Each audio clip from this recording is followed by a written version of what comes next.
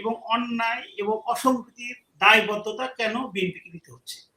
Already এটা জামাত ইসলাম ধারণ করে ফেলছে, কারণ তারা একটা কথাও বলে না। ইভেন কি সোরের মাংস বাংলাদেশে আসতেছে, আমরা ধর্মবিশ্বাসী লোক, এর নাম শুনলে যদি বলি যে এটা সাবানের মধ্যেও আছে, আমরা ওই সাবানটা ব্যবহার করতে পারবো না।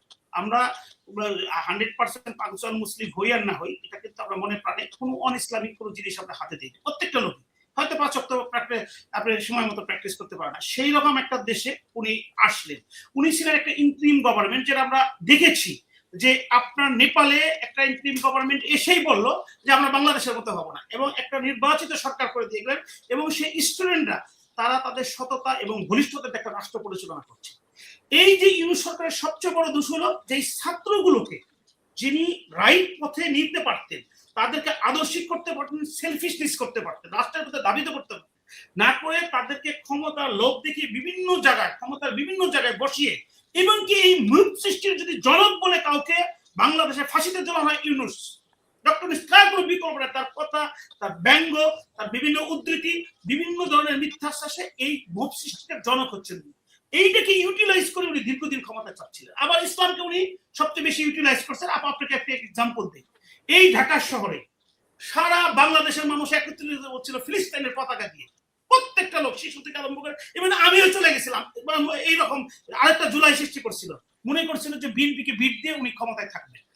কিন্তু তার পরবর্তীতে একটা কথা উনি ইসরায়েল, ইরান অথবা এই যে লেবানন, এই যে আমাদের শিশুগুলো মারা যাচ্ছে, যে ফিলিস্তিনের যে শিশুটা বলতেছে আমি আল্লাহর কাছে বলে দেবো, আজকে ইসরায়েলের যে হার ইরানের কাছে, অপদস্থতা, আমার মনে হয় ওই শিশুটার কথা মহান সৃষ্টিকর্তা আল্লাহ শুনেছেন, যে কারণে আমেরিকা এবং ইসরায়েল এবং মিডল ইস্টের সমস্ত দালালরাও ইরানের সাথে আজকে হেরে গেছে। এখন আপনার কথাটা বলি, কেন যে আপনার ডাইরেক্ট কেন নিতে হচ্ছে? এখনো রবি ভাইরা নিল কেন? আপনারা পার্লামেন্টে যে সমস্ত কিছু বললেন, কেন আপনারা এই চুক্তির ব্যাপারে আলোচনা করলেন না? এই দায়িত্ব আপনাকে নিতে হবে না? আমি যতই রাজাকার করে জামাতকে গালি দেই না কেন, যখন আমি রবি ভাইদের ব্যাপারে কোশ্চেন করি, পাকিস্তানের সাথে এসে আপনারা পার্লামেন্ট চলাকালীন অবস্থায় যে চুক্তিটা করলেন, কেন জনগণকে জানাইলেন না? এই যে শুভঙ্করের ফাঁকিগুলো দিচ্ছেন, হয়তো আমরা আজকে জেলের বইয়ে কোনো কথা বলছি না, আপনারা নতুন ক্ষমতায় আসছেন বললে জেলে নিয়ে যাবেন, কিন্তু একজন সিটিজেন হিসাবে যখন দেশ মাতৃকার কথা বলি, তখন কিন্তু আমাকে এই প্রশ্নগুলো আমার বিবেক জিজ্ঞেস করে যে why I am not raising this voice since I am coming to the online like table talk, so I should raise this question. তো আপনি আমাকে সুযোগ দিয়েছেন কোশ্চেনটা করার। আমি বলি যে রবি ভাইতে নীরবতা কিন্তু দেশবাসী ভালো চোখে দেখছেন না, মনে করছেন আজকে 500 দিকের বেশি শিশু রবি ভাইকে আমি অভিযুক্ত করে বলি, রবি ভাই কোন নেতাটা হসপিটাল ভিজিট করেছেন? আমির একটা অসহায় পিতার পাশে, মায়ের পাশে যে দাঁড়িয়েছেন, একটা স্যালাইন নিয়ে দাঁড়িয়েছেন। আমি গ্রামের ছেলে, আমার বাবা মা এখনো গ্রামে থাকে, কয়েকদিন আগে আমার মা লাইফ সাপোর্ট থেকে মেরেছে। আমি এখনো আমার চোখের সামনে দেখি একটা হামে আক্রান্ত অন্য অসুস্থ একটা লোক, ইভেন সানা স্বাস্থ্য কমপ্লেক্সে যাওয়ার মতো তাদের মানসিক অবস্থা নেই, তারা সাহস পায় না কার কাছে যাবে। ওই যে রিসেপশনে যে ডাক্তারদের সাথে কথা বলার তাদের সুযোগ নাই, এইভাবেই তারা হারিয়ে যায়। তো সেই দেশে যেখানে আপনার হামের মতো একটা দেশ বিশ্ব দরবারে আমরা পুরস্কৃত পেয়েছিলাম, জিরোতে চলে গেছিল, জাদুঘরে চলে গেছিল, সেই স্বার্থন্যাসী ইউনূস শুধু ব্যক্তিগত লাভবান হওয়ার জন্য, ইউনিট সেন্টারকে দেওয়ার জন্য, কমিশন খাওয়ার জন্য, আদম বেবের লাইসেন্স নেওয়ার মতো ওই নূরজাহানকে বসে যেটা করেছে, কেন বিএনপির কেন প্রতিবাদ করেন? আজকে থেকে বিএনপির জনপ্রিয়তা কমতো না? যদি কোনো অন্যায়কারীকে আপনি নীরব থাকেন অন্যায়কারীর পক্ষে, তাহলে আপনি নিজেও অন্যায়। ধন্যবাদ। তো আমি বিদায় নিচ্ছি। সরি রবি ভাই, আমি বিদায় নিচ্ছি। আসসালামু আলাইকুম। অসংখ্য ধন্যবাদ নাসির ভাই। আপনার আপা যে প্রশ্ন করেছে সেটা দিয়ে আমরা আসলে শেষ করব। জি, থ্যাংক ইউ আপা। নুসরাত আপাকে ধন্যবাদ, উনি খুব গুরুত্বপূর্ণ কথা বলছেন। এটা নিয়ে অনেক আলোচনা হচ্ছে যে ওয়েস্টার্ন ড্রেস, এই কথাগুলো কেউ কেউ তুলেছিল।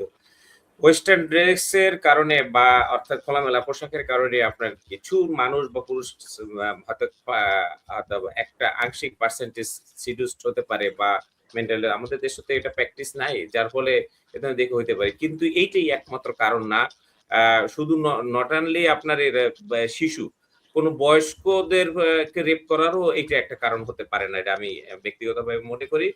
তবে আসলে এই ধরনের শিশু হত্যা বলেন বা শিশুর ধর্ষণ বলেন আমি চাই না। রেপ চাই না, প্রত্যেকটা নারীর যে অধিকার আছে তার তার লজ্জা হেফাজত করার, তার সম্মান হেফাজত করার। একটা শিশু কেন ধর্ষিত হবে বা একটা ম্যাচিউর নারীও বা কেন ধর্ষিত হবে? এগুলো হচ্ছে কেন? কারণ এগুলোর বিচার হয় না।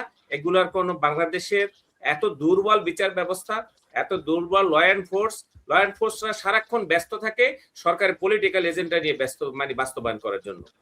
লাস্ট 15 ইয়ার্স আমরা এটাই দেখেছি। এইসব কারণে পুলিশ এইসব জনগণের নিরাপত্তা কিংবা এই ধরনের যে সারা দেশে একটা ভাইরাসের মতো এই যে অপরাধ প্রবণতা বৃদ্ধি পেয়েছে বিভিন্ন বিষয়ে, বায়ুপথে আপনার হাওয়া দিয়ে মারা কিংবা এবার হত্যা, ধর্ষণের পরে তাকে হত্যা করা বা খণ্ড বিখণ্ড করা। কদিন আগে দেখলাম শরীয়তপুরে একজন নারী মানে তার স্বামীকে হত্যা করে তাকে কয়েক টুকরা করে কিছু পদ্মা নদীতে ফেলেছে, কিছু ডোবায় ফেলেছে, কিছু ঘরের ভিতরে ফ্রিজে রেখেছে। মানে মানুষের কত বিকৃত অবস্থা হয়েছে। এগুলো এই চিন্তা মাথা থেকে আসছে কোত্থেকে? এটা হলো যে মানুষের যদি আইনের ভয় থাকতো, বিচার মুখোমুখি হওয়ার ভয় থাকতো এবং এই বিচারের রায় যদি বাস্তবায়ন হইতো, এগুলো যদি তারা দেখতে পেত, তাহলে এই এতটা মানুষ নির্মম হওয়ার সাহস পেত না। ওয়েস্টার্ন কান্ট্রি তো মানুষ খোলামেলা পোশাক পরে, কিন্তু সেখানে তো কেউ এই ধরনের রেপ করে কাউকে হত্যা করার এত শোনা যায় না, কারণ সেখানে আইনের শাসন আছে, সেখানে বিচার ব্যবস্থা আছে, সেখানে বিচারের প্রতি মানুষের ভয় আছে যে আমি যদি কোনো অন্যায় করি তাহলে আমার বিচারের মুখোমুখি হতে হবে এবং অবশ্যই সেই বিচারের যে রায় হবে সেটা বাস্তবায়ন করা হবে এবং আমাকে সেটা মেনে নিতে হবে। এটা বাংলাদেশে নাই। আর একটু আগে যেটা বললেন যে মব, এই যে আপাও প্রশ্ন করছিলেন যে মব হচ্ছে কিনা, এখন যেটা রামিসা হত্যা নিয়ে যে সারা দেশে যেটা হচ্ছে, দিস ইজ নট মব। এটা মব না, এটা মানুষের ক্ষোভের বহিঃপ্রকাশ, এটা মানুষের মনের কথা। মানুষ সবাই এখনো বলতে পারছে না, কেউ রাস্তায় বলে, কেউ টক শোতে বলে, কেউ ঘরে বসে বলে, সবাই এখন শঙ্কিত যে আমরা কোথায়, জাতিটা কোথায় যাচ্ছে। আমরা আমাদের দেশে এখন মানুষ এখন আর বিচারের প্রতি এই যে একটা অনীহা, যে মানুষ বলছে যে কেন পুলিশের গাড়ি গেছে তাকে অ্যারেস্ট করতে, আগে অ্যারেস্ট করলে খুশি হতো, কিন্তু এখন অ্যারেস্ট করলে খুশি হয় না, আরো বিরক্ত হচ্ছে মানুষ যে এই অ্যারেস্ট করার অর্থ হলো ওকে বাঁচিয়ে দেওয়া হচ্ছে। এই মেন্টালিটি কেন হবে? এটা মব না, মব হচ্ছে ঝিনাইদহ। এই মুহূর্তে এট দিস মোমেন্টে ঝিনাইদহ থানায় মব চলছে। নাসিরউদ্দিন পাটোয়ারির উপরে জুম্মার নামাজের পরে হামলা হলো, ডিম মারলো, হকি স্টিক দিয়ে তাদের উপর হামলা হলো। এখন দেখলাম আবার দ্বিতীয়বার হামলা হলো থানার ভিতরে এবং থানার গেট ভেঙে সেখানে ঢুকলো। হকি লাইভ দেখা যাচ্ছে, বিভিন্ন দেখাচ্ছে, সেখানে থানার গেট ভেঙে ঢুকে একজন থানার ভিতরে সে গেছে মামলা করতে। আপা আপনি যাবেন মামলা করতে, আর আপনাকে সেখানে যদি হামলা করা হয় আর পুলিশ যদি সেটা ঠেকায় কিংবা ঠেকাইতে ব্যর্থ হয়, তাহলে সেই পুলিশের উপরে, সেই ল এনফোর্সের উপরে, সেই আইনের উপর আস্থা কিভাবে থাকবে? আজকে যে আমরা কিন্তু জানি না, আপনি কিন্তু মানে আমরা সোশ্যাল মিডিয়াতে দেখতেছি নাসিরউদ্দিন পাটোয়ারি বলতেছি, কিন্তু সে এর আগেও তো নির্বাচনের সময় সে বলেছে যে কিন্তু সেটা প্রমাণ হয়নি, সেটা প্রমাণ হয়েছে যে নাসিরউদ্দিন পাটোয়ারি কাজের ম্যাটার। ওখানে নাসিরউদ্দিন পাটোয়ারি না, ওখানে শুধু পাটোয়ারি আছে, একজন সাধারণ মানুষ থানায় ভিতরে ঢুকে। ওখানে সাধারণ মানুষ না নাসির ভাই, নাসিরউদ্দিন পাটোয়ারি যেই কথা বলে মানে সরকারের মানে সমস্ত মানুষ সম্পর্কে। আচ্ছা আপা, তাহলে কি এই যে ঝিনাইদহ থানার ভিতরে সে যা বলে তাই বলে কি ওখানে তাকে ওইভাবে পুলিশের সামনে হামলা করা যাবে? না, অবশ্যই যাবে না, অবশ্যই যাবে না। তাহলে তাই তো হচ্ছে, কই সে বারবার কই এখন তো দেখছি যে সরকার এখানে কথাবার্তা কিন্তু বলে, মানে মানুষকে যে উস্কানি দেওয়ার মতো, সেটা কিন্তু আমি তো বলবো যে নাসিরউদ্দিন পাটোয়ারি একজন বীর।